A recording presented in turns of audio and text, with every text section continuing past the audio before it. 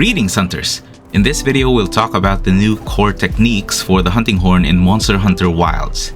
And I'm gonna give it to you straight. I think that this version of the hunting horn is arguably the best iteration of the hunting horn it's ever been. Please allow me to explain why.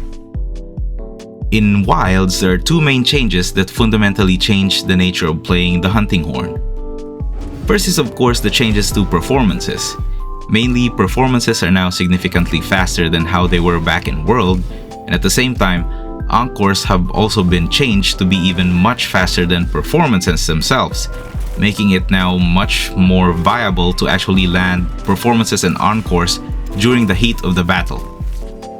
More so, the forward recital has now been upgraded from the worst attack back in World to absolutely top tier now in Wilds.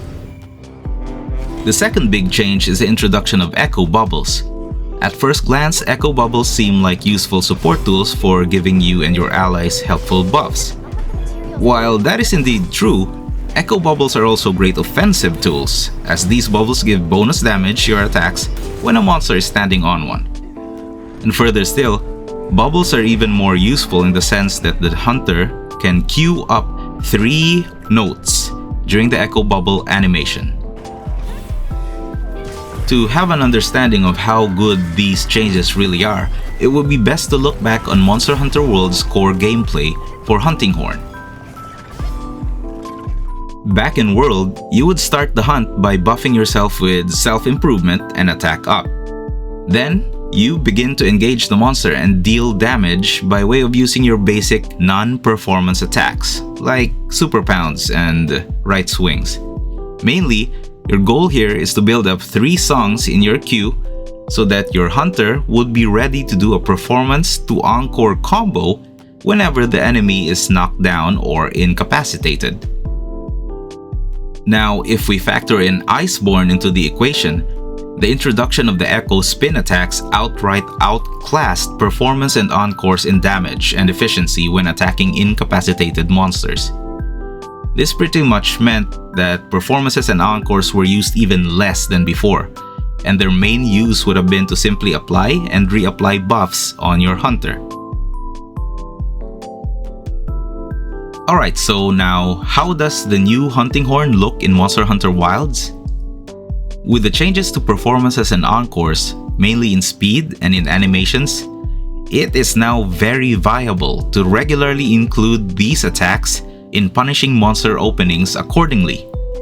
So much so that the core gameplay loop of the hunting horn actually heavily relies on keeping your performance uptime to a maximum.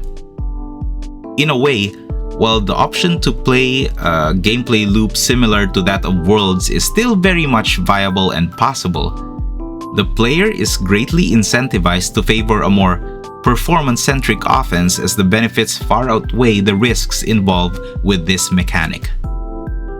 Additionally, now that we have echo bubbles, keeping our hunter's song queue stocked with songs has never been easier than it is now. Using echo bubbles in tandem with your regular attacks makes queuing songs even much more efficient. And then we factor in the other new move, the Focus Strike. We can see that popping monster wounds could potentially reward us with 5 notes using just one move. It's pretty clear that the game wants you to take advantage of these options to keep your performances always ready with songs queued for playing. In essence, the hunting horn now requires a great deal of thought to play at a high level. Not only do you need to have a great deal of understanding for positioning and reading the enemy's moves, now you also have to be quite good at managing your resources, specifically leveraging your attacks into notes, combining notes into songs, and using songs into deadly performances and encores.